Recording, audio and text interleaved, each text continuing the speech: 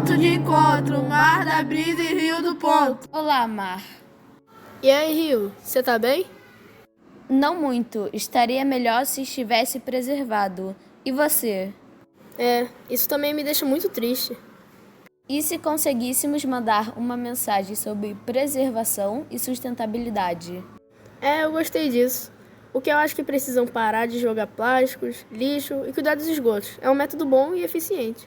Comprar coisas que afetam o ambiente menos frequentemente também. Sim, é consumo com consciência ambiental. Preciso ficar limpo como já fui um dia, para ficar feliz novamente.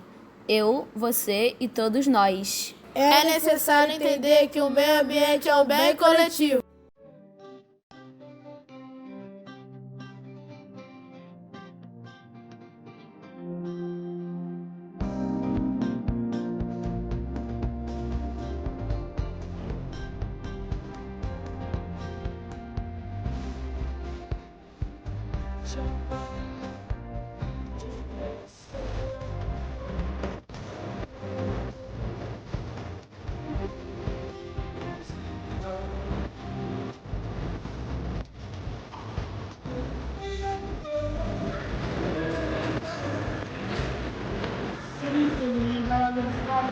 Preservação e sustentabilidade.